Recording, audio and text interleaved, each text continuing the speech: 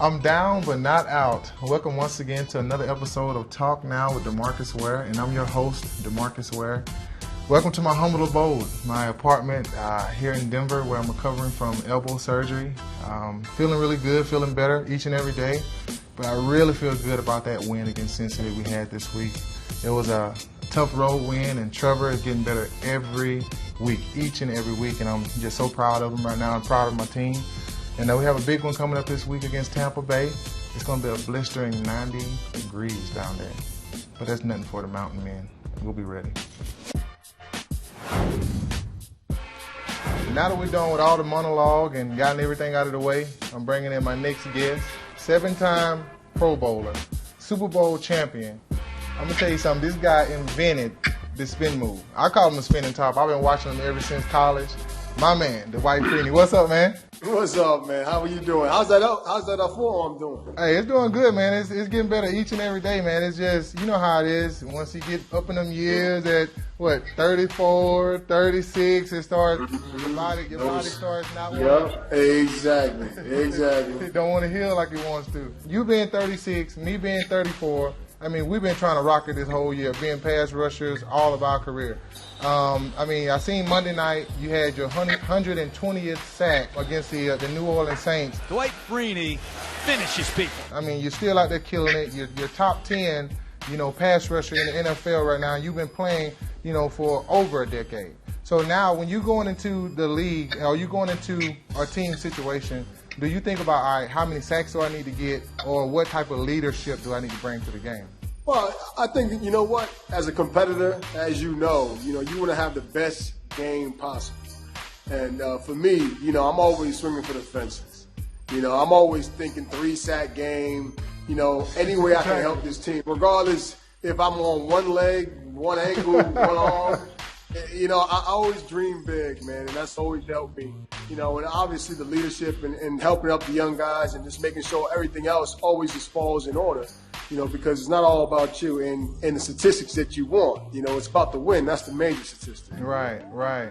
And going to the next question, when I was with the Cowboys, sometimes it's a hard transition going into, all right, if you lead the team in sacks just like you led the Cardinals in sacks, and then they don't bring you back, what does that make you feel like? Well, it doesn't let you feel good, but the thing is, you've been around, I've been around for so long, I understand the business. Right. And the business side of it, unfortunately, for guys like us, exactly, is for the younger guys. Right. It's for those guys who, are trying to come up in this league, and that's how the owner or the GM wants to run their team. So if they could get somebody that's younger and they feel like he can do what I can do, not saying he will be able to, but if they feel like it, that's their prerogative. Right. And if they decide to go in that direction, you know what? That's what they decide to do, and I'm out there to prove that they made a mistake. So when you came into the league, we all know about Michael Vick. He reinvented the quarterback position. Ultimate mobile guy, one of the guys that don't sit in the pocket like a Peyton Manning guy that just sits in the pocket but can get off the ball fast. So you're going against two different monsters. Now, as a pass rusher, what is your type of approach to rushing the passer? The thing is, you got to know what animal you're hunting, and that's the way I look at it. Everybody has a certain mentality back there. You got to chart, kind of figure out what he likes to do. Is he like, rest in peace, Steve McNair, who likes to scramble, but not scramble to get yards, but scramble to throw the ball? Is he like, more like Michael Vick, where as soon as he sees anything that's open, he's gone. So you have to know who you're facing. My thing is, the guy who likes to hold on to the ball longest is my favorite quarterback. So hey, listen, the more time we have. Exactly, you know what it is. The guy who likes to hold on to the ball. You know what I'm saying too? So whether he be fast or not, if he holds on to the ball, you're my guy. You're going against Cam Newton this week. How do you feel about him? Well, Cam is a tough challenge, man. That guy, he runs that offense. Yeah. It goes through him, and especially what they do now, and I call it like the college-style offense, which I think ruined the pros, but that's just my opinion. But, that ride inside, read zone stuff, you don't know if it's the pass, you don't know what's going on. That is what makes it challenging for guys like us, because we can't go after the quarterback on just basic formations, as in shotgun formations, you really got to be able to read your offensive tackle, read the tendencies, and know when they're really going to throw the ball.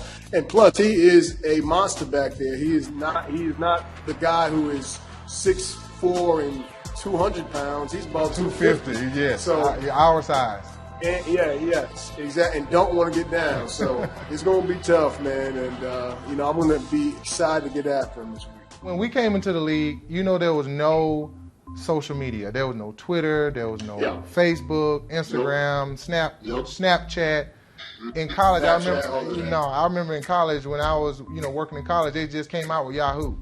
But how do you think that's now affecting, the locker room? Now, you know that everybody's doing everything in the locker room now, and it's not private anymore. How do you think that's affecting it?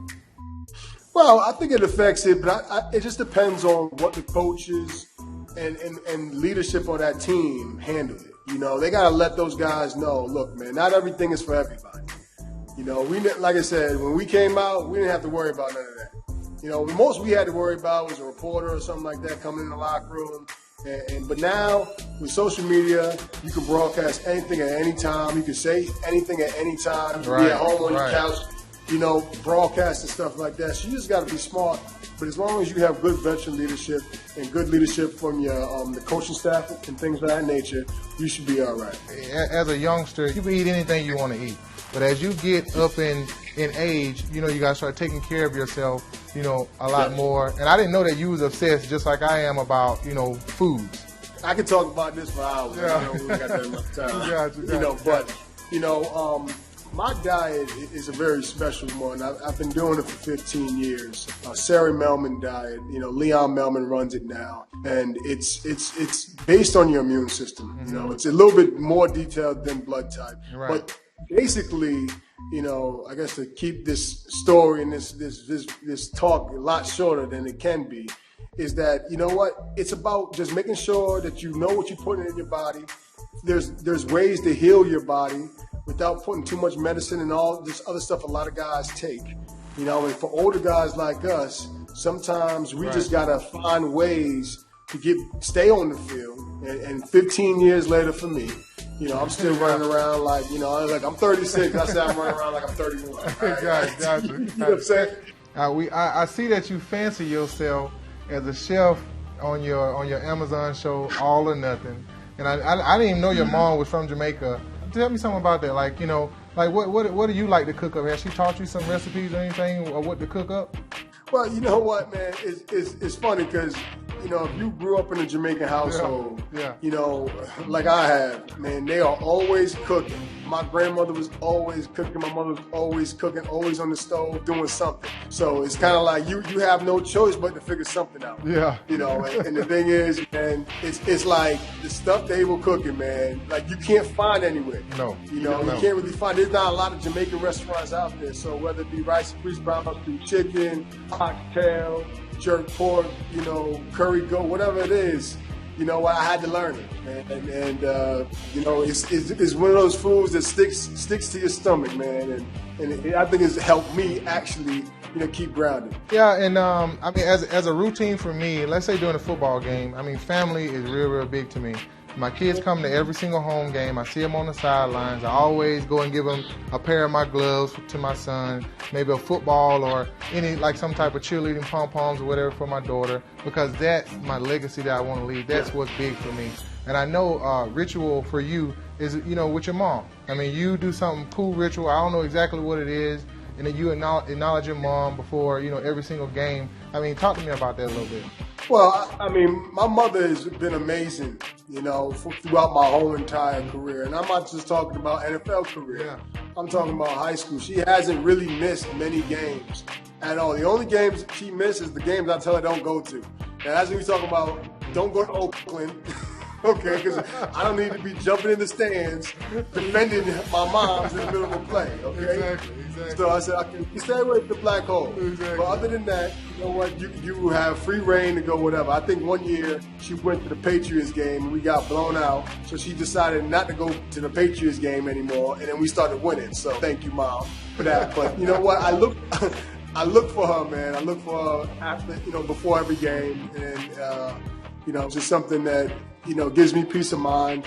just to know that she's safe and she's ready to watch the game. I mean, I just want to say thanks again, man. Thanks a ton for, from pass rush to pass rush, from friends, especially somebody I looked up to, all the way from my Troy days when you played up in Arizona, man. It was amazing just watching you, and I just want to say, thank you for being on the show. We'll be talking soon, and we play y'all sometimes, so it'll be going down. Yeah. All right, boy. My man, I appreciate you, man. All right. Keep balling. All right, take care.